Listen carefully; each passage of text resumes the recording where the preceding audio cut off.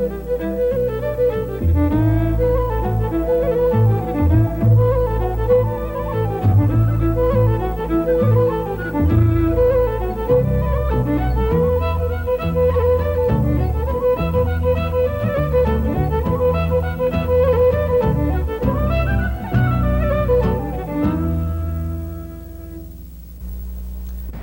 evening and welcome once again to Irish Television Chicago.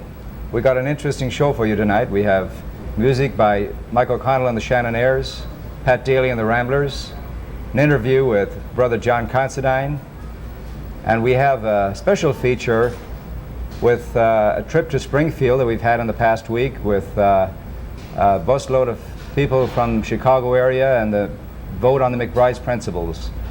Now I'd like to introduce you to the co-host of the show this evening, Siobahn of Bhuachalla. Welcome to the show, Siobahn. Thanks a lot, Tom. It's a pleasure to be here. I guess there's a number of interesting musicians we have here in store. Would you like to tell us about that? Well, tonight we have more or less a hodgepodge of musicians, songs, variety. We've got everything from, like you said, the Shannon Airs, which are more or less a show band, to Pat Woods, who's a traditional ballad singer. And Pat Woods is opening our show tonight with a song called What Ireland Means to Me. Good choice. Ireland means different things to different people, but this is what Ireland means to me. Come all ye lads and lassies, and sit ye down with me, and I will tell the truth about a land that's dear to me.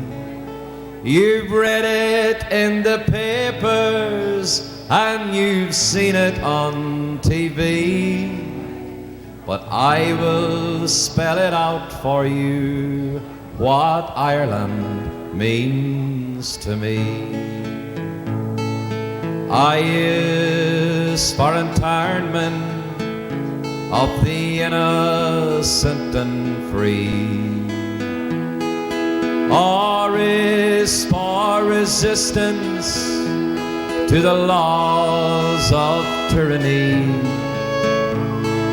He is for the English who have torn our lands apart.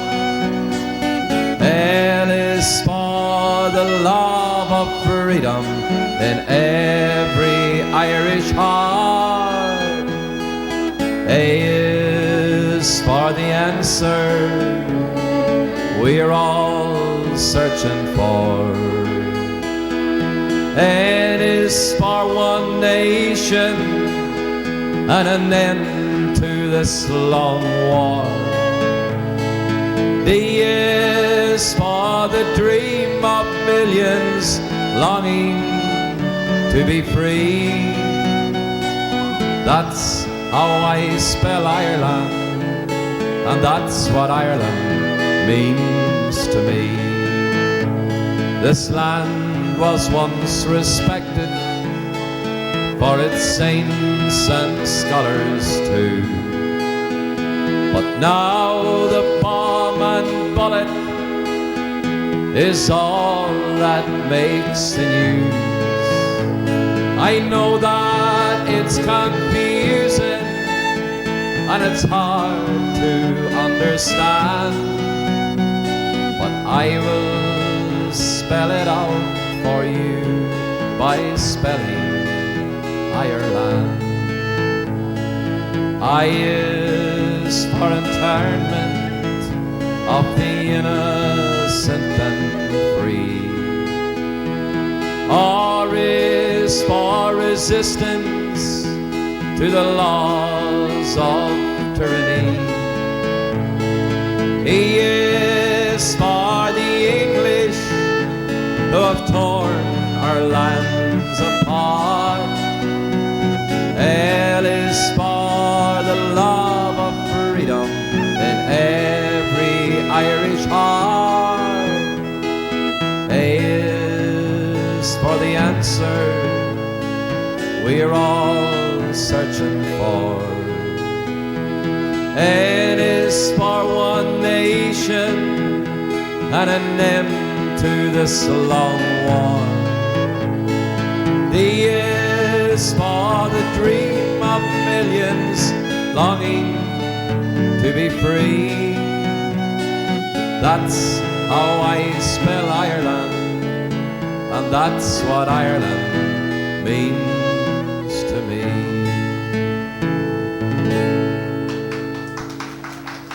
Thank you. Thank you. That was Pat Woods, What Ireland Means to Me.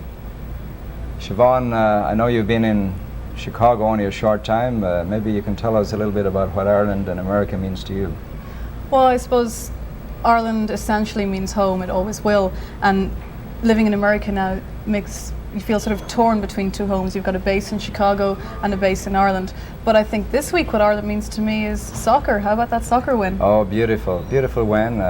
For those of you that didn't have the opportunity, we had a great game this past week with Ireland playing England, and England being defeated by Ireland by 1 goal.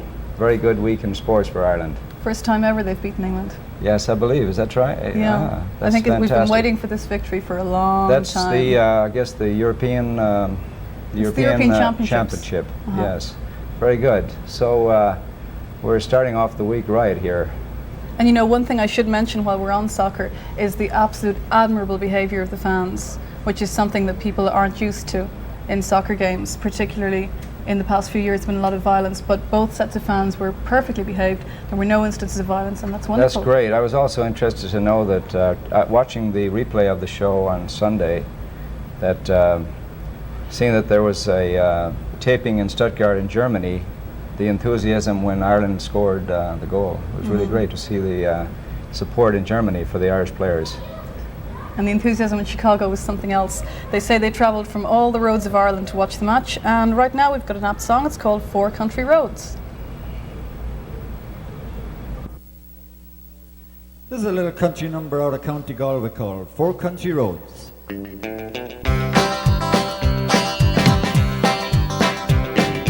4 country roads winding to a town in County Galway. 4 country roads leading to the friends I left behind. 4 dusty roads winding to the town of Glenamadding. 4 dusty roads forever in the caverns of my mind. Once in a while hear the sound of music on a winter's night. Say now and then, trees where we sheltered from the rain. Once in a while, see us walking home in the morning light. And after the time, I long to see my hometown once again. 4 roads from Glenamadding, 4 roads that drift apart, 4 roads to Glenamadding are the 4 dusty byways to my heart.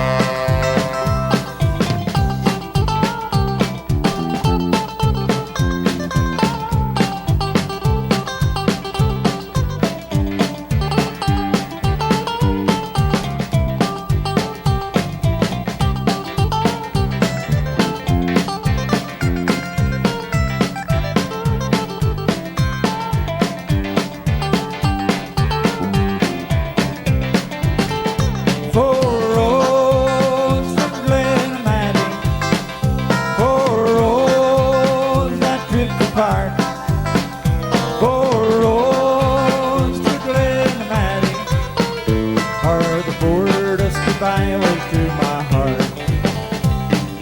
One country road that led me to the schoolhouse by the meadow. One country road to the churchyard where my mom and daddy lie. One dusty road where I roam with my loved one in the shadows. And one dusty road that led me on my journey far away.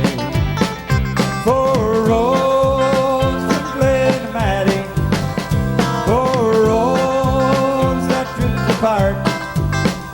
Four roads that led Maddie are the four dusty byways to my heart. Four roads that led Maddie, four roads that drift apart. Four roads that led Maddie are the four dusty byways to my heart.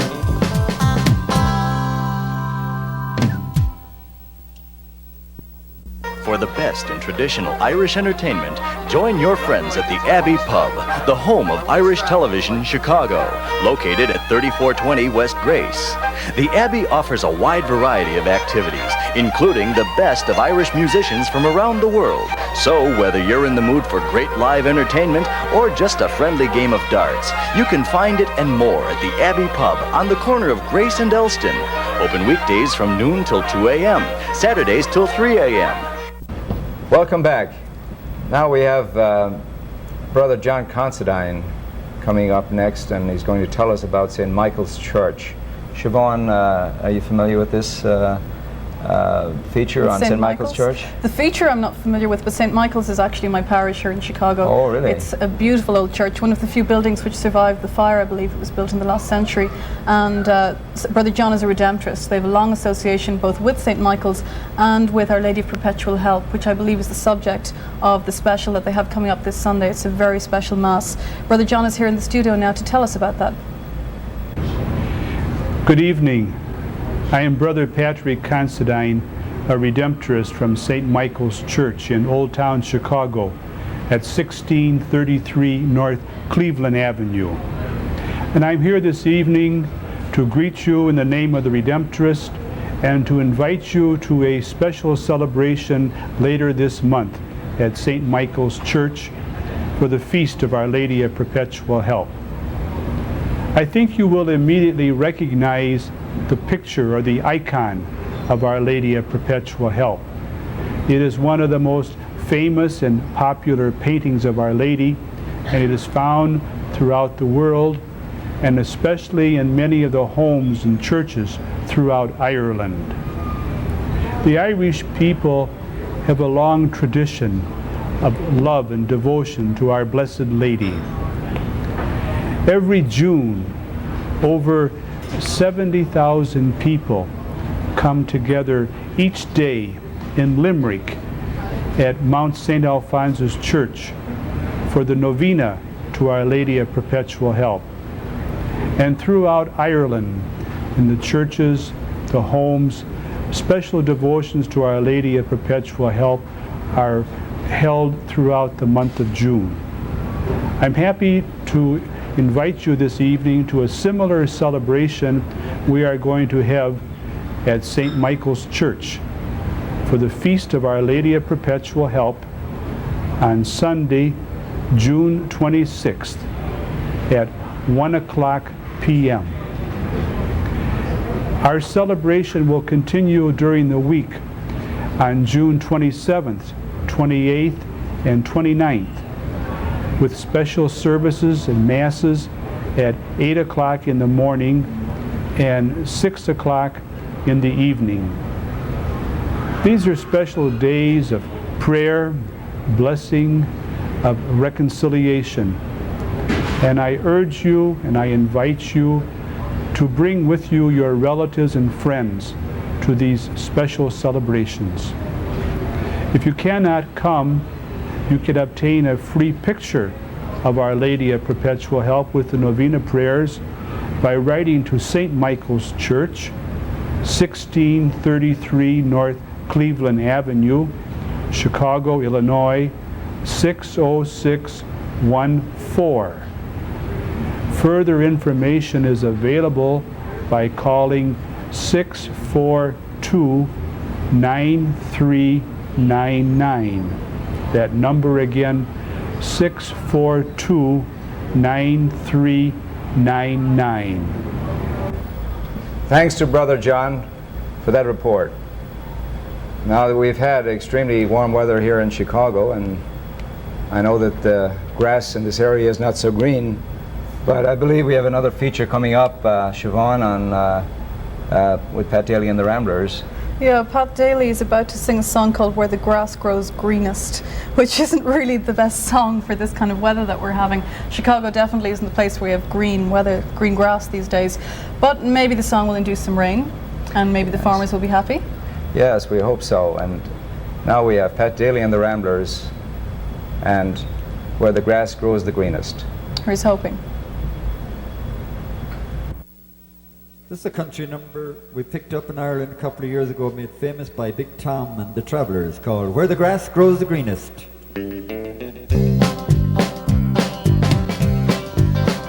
Take me back where the grass grows the greenest, in that little amber garden in the sea. Take me back where the girls are the prettiest in the world, and it lies in the heart of me. People ask me where I came from back in Ireland, Dungannon, Connemara, or Tralee, Dublin, Derry, Donegal, little old living in the mall. I tell you they mean all the same to me. For I came from where the grass grows the greenest, in that little amber garden in the sea. I was born where the girls are the prettiest in the world, and it lies in the heart of me. Were you born in Narrow Cottage on the border of Galway and Mayo in Kildare? Did that diddle to do with me where my mama happened to be? God bless you, Mom, for being where you were. I was born where the grass grows the greenest, in that little amber garden in the sea. I was born where the girls are the prettiest in the world, and it lies in the heart of me. Do you belong to Concord, Tipperary, or Sligo near the Isle of Innisfree? Do you belong to Zion Mills or among the Wicklow Hills? I know you all belong to me. I belong where the grass grows the greenest, in that little amber garden of the sea. I belong where the girls are the prettiest in the world. It lies in the heart, although we're far apart. It lies in the heart of me.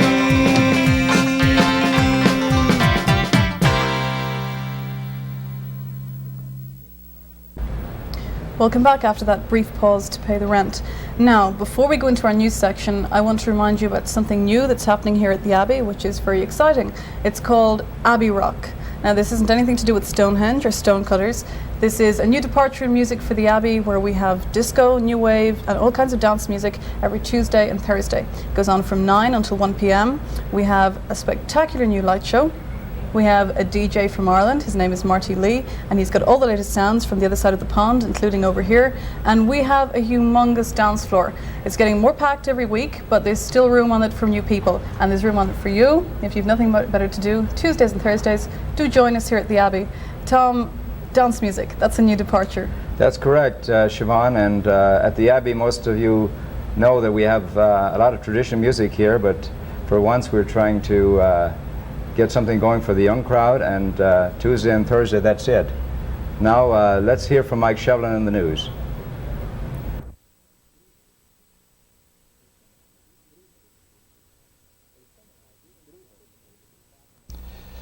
Good evening.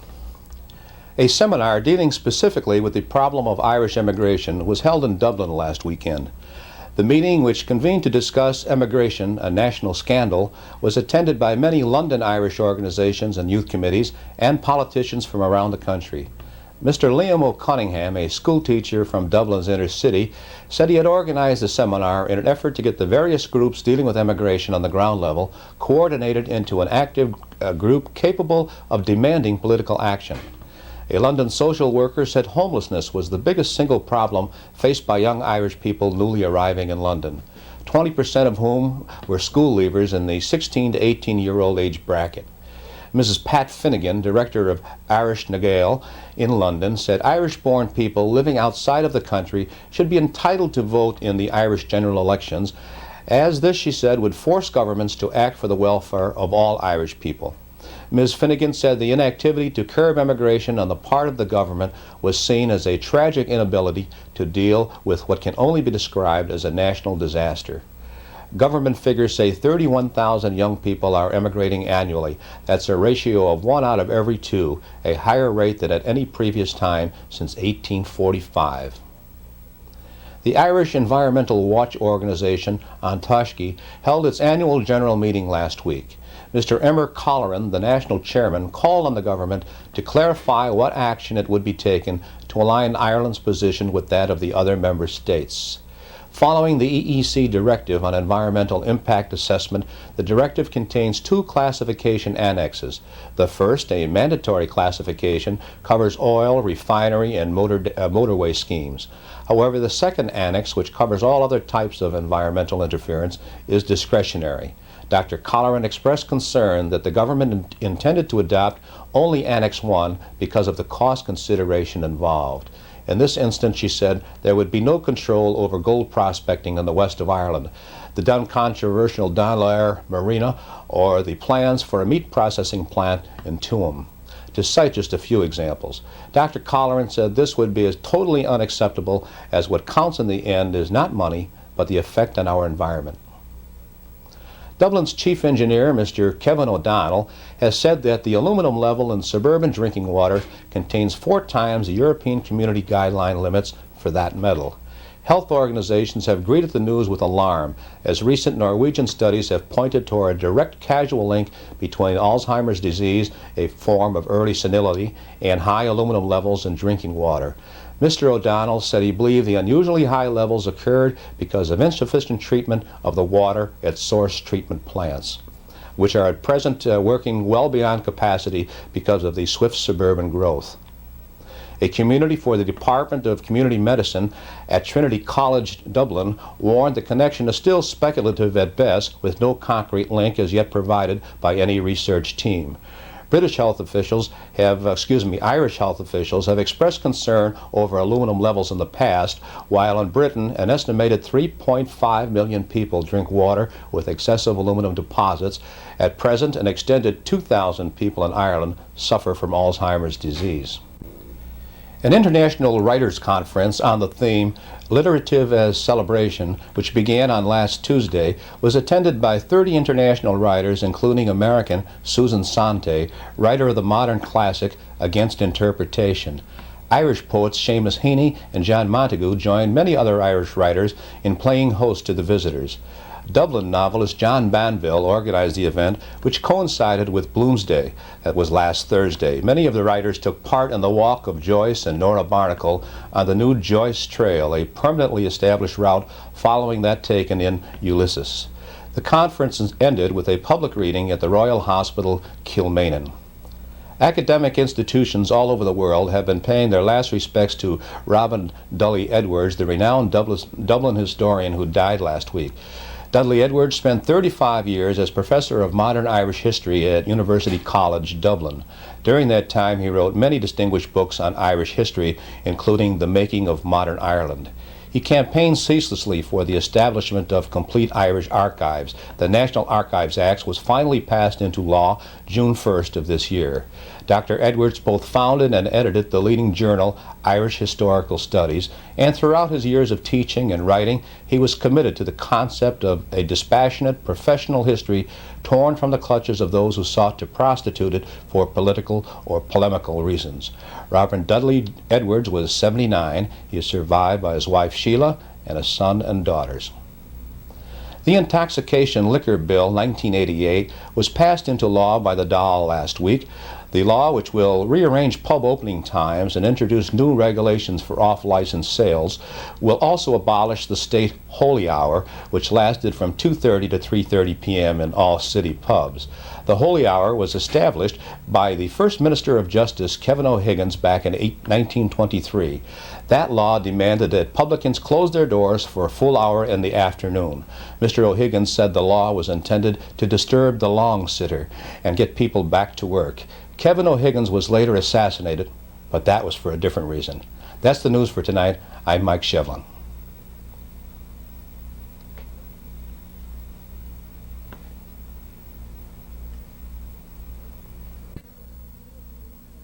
This is Eamonn Kelly with a review of the week in Irish sports. The world-famous game of soccer has certainly captured the hearts of the Irish population following Ireland's opening round displays in the European Soccer Championship in Germany. This tournament generated so much interest in the Republic that several major hurling and Gaelic football games scheduled for last Sunday were rescheduled, so as not to clash with the live telecast of the Ireland versus England game. Well, that game is now history as Ireland shocked the soccer world with a 1-0 defeat of England in the opening game at Stuttgart, West Germany. While this great historic victory extended Ireland's undefeated record to 11 consecutive games, this was the game to win. Ireland has never before beaten England in a championship game, although soccer fans will quickly remind us of the year 1949 when England was defeated by Ireland for the first time ever. But that game was a non-championship contest between the two countries. The build-up to this current European Championship hardly resembles any of those of the past. The atmosphere generated so far compares more with that usually associated with the World Cup campaign. Ireland was given little hope of qualifying for this stage of the championship when it all started 2 years ago in Brussels. At that time, Ireland was matched in Group 7 with such power teams as Belgium, Scotland and Bulgaria, and given no chance of winning the qualifying division.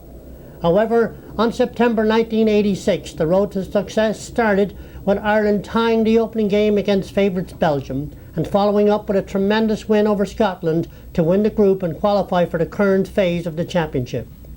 Ireland's win over England last week has to be the sweetest of them all, given that England were strong favourites to become European champions following a 2-year team build-up programme.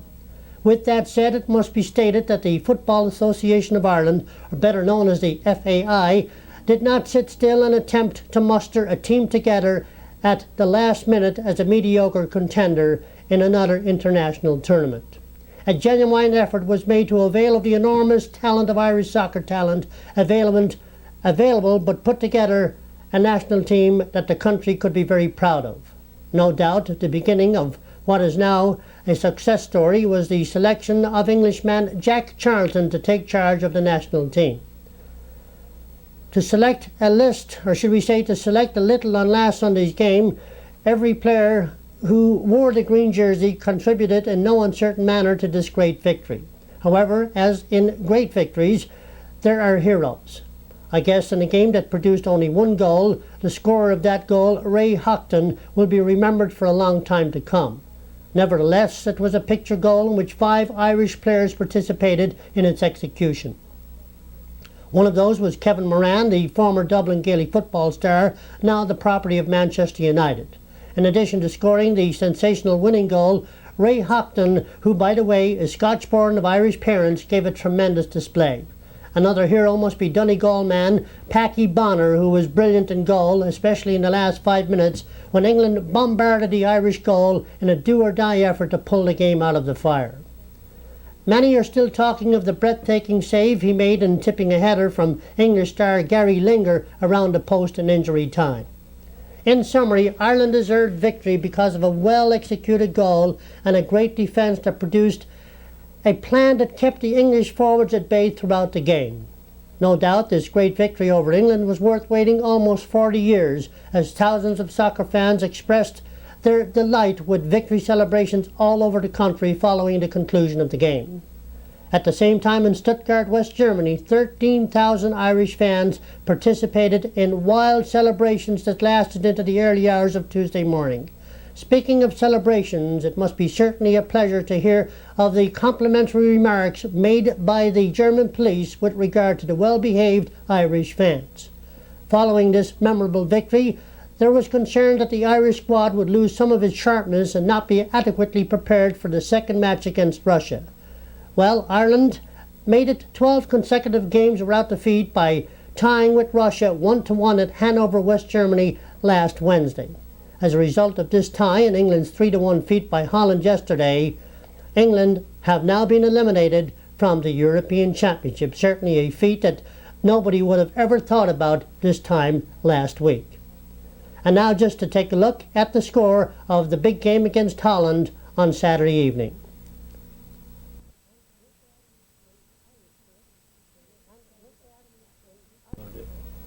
And with that, in Irish sports, we must tell you that coming up next week, we will be back on the GAA track with a report of all the hurling and football games played in Ireland, and also a little summary of how we fared in the European Cup.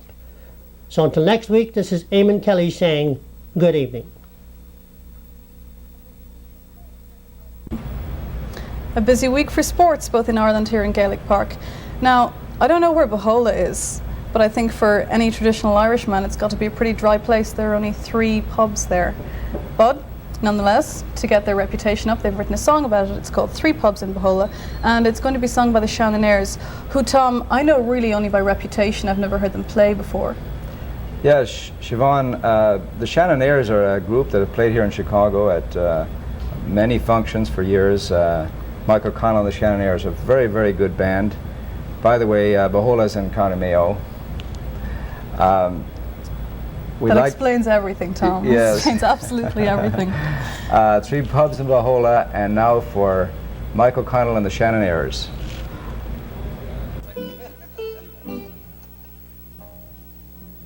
And now we'd like to go with 3 pubs in Bhuachalla. 1, 2, 1, 2, 3.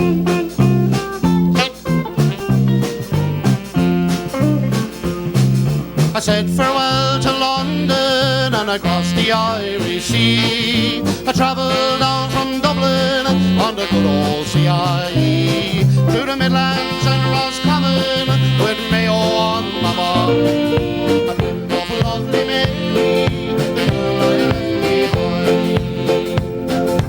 3 pubs down Bhuachalla, as everybody knows. McDonald's, Larks and Roaches, where the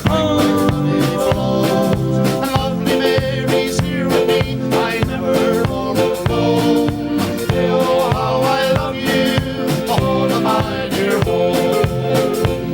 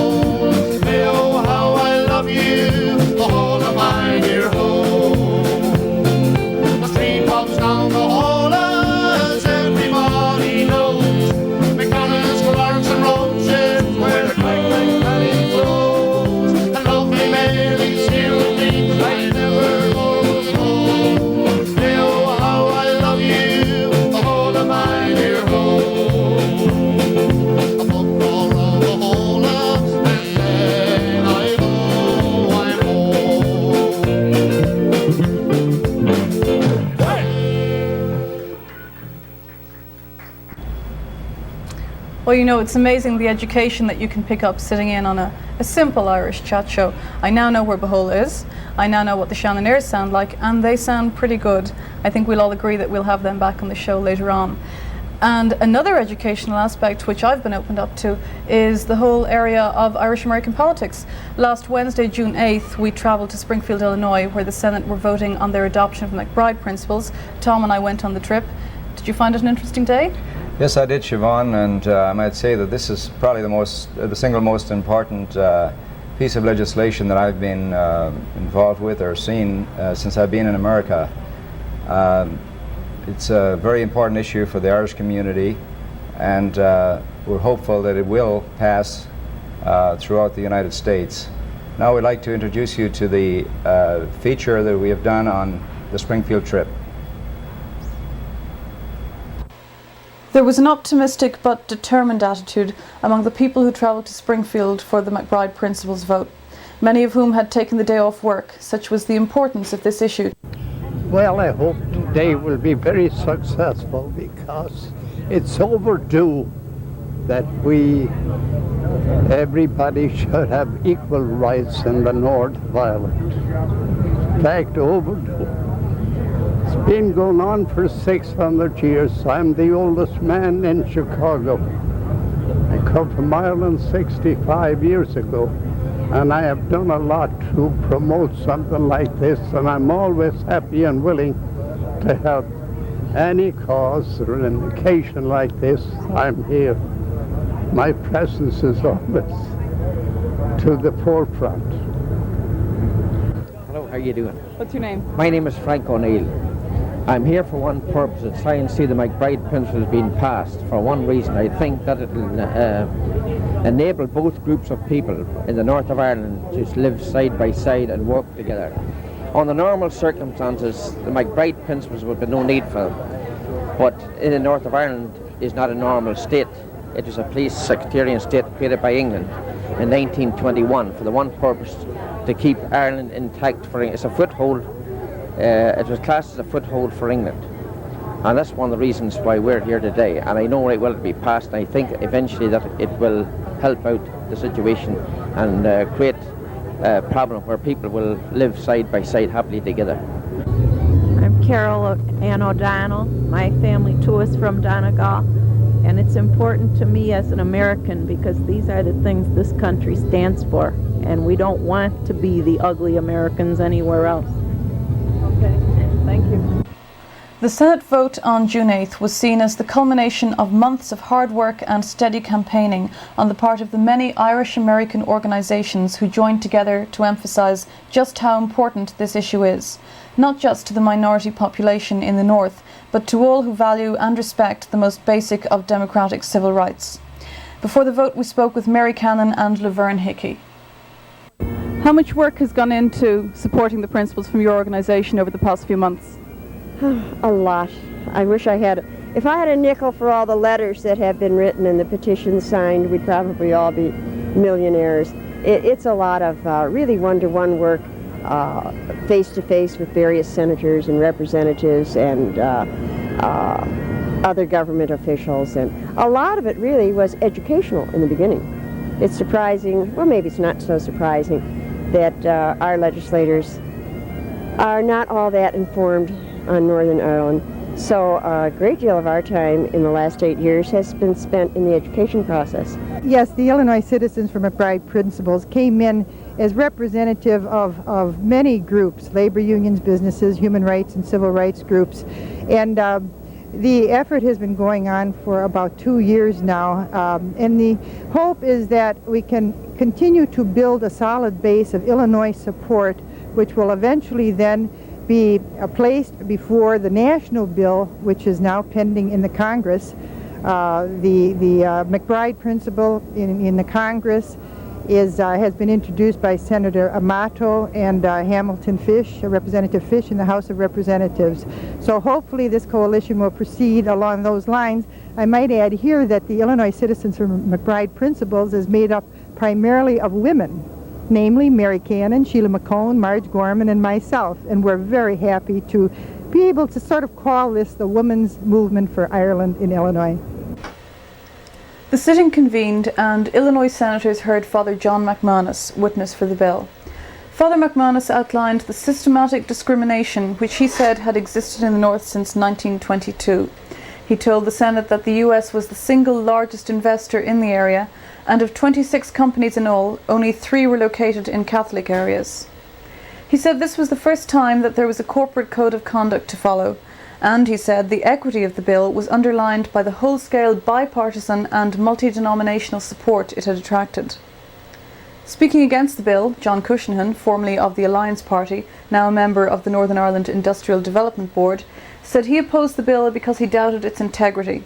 It was a pawn for the IRA to promote their own vicious aims, he claimed. Mr. Cushinahan said employment of Catholics had risen from 5 to 20% in the past 20 years. He said he also worried about the hassle factor, which would, he feared, lead many US firms to disinvest. He said while there were still incidents of discrimination, officially it was outlawed. The bill finally passed the Senate by 15 votes to 3. Outside the chamber we spoke with Senator Tim Duignan and Father McManus.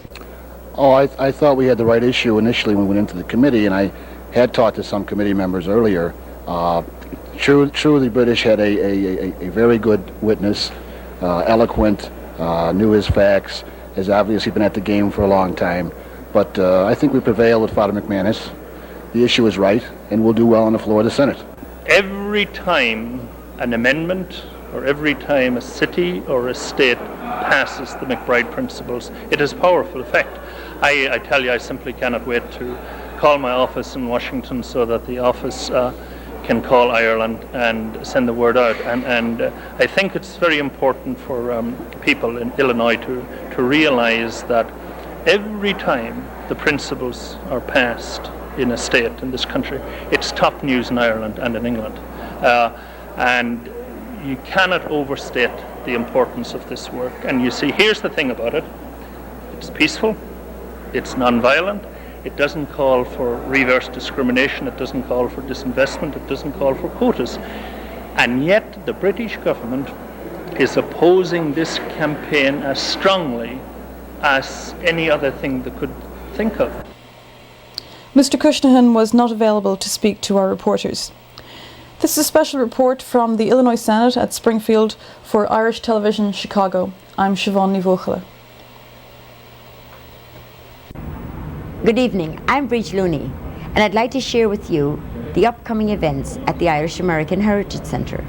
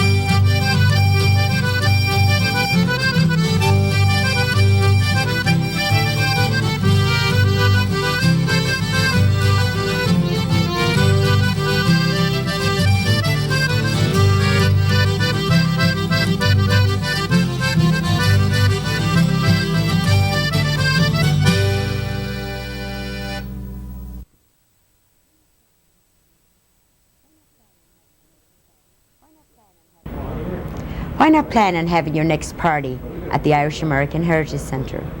There are several party rooms available and the prices are reasonable. For more information, call the centre daily between 9 a.m. and 3 p.m.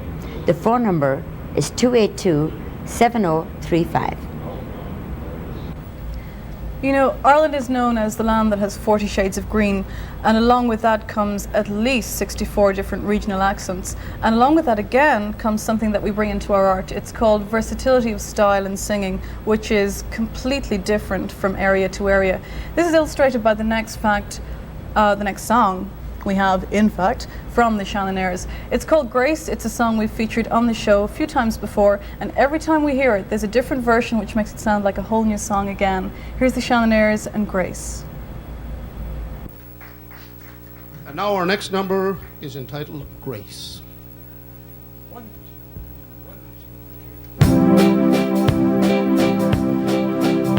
As we gather in the chapel here in old Maiden Jail, I think about these past few weeks. Oh, will they say we failed from our school days? They have told us we must yearn for liberty. Yet all I want in this dark place is to have you here with me. Oh, Grace, just hold me in your arms and let this moment linger. They'll take me out at dawn and I will die. With all my love, I place this wedding ring upon your finger. There won't be time to share our love, for we must say goodbye. Now I know it's hard for you, my love, to ever understand the love I bear for these brave men I love for this dear land. When heartbreak called me to his side down in the GPO, I had to leave my own sick bed. To him I had to go.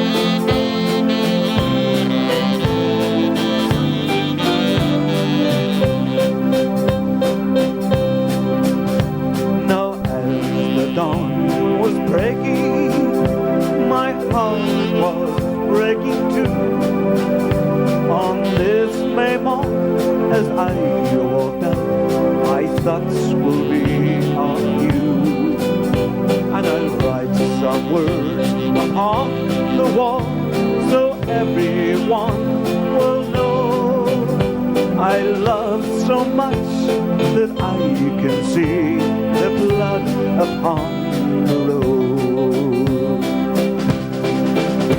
Oh, Grace, just hold me in your arms. They'll take me out at dawn and I will die.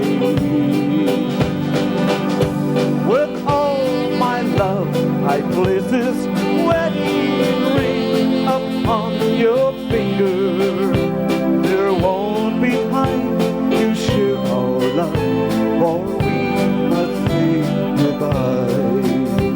There won't be time to share our love, for we must say goodbye.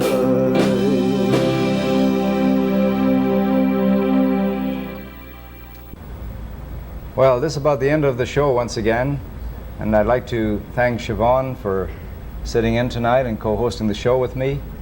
And Siobahn, I think you have a good group to finish off the show tonight. Well, thanks indeed for having me here, and hopefully I'll be tolerated again for the next few weeks. We have an absolutely delightful act coming up to close the show. It's the O'Shea family. They sing, they dance, they play music, but right now I think they're about to play some music for us.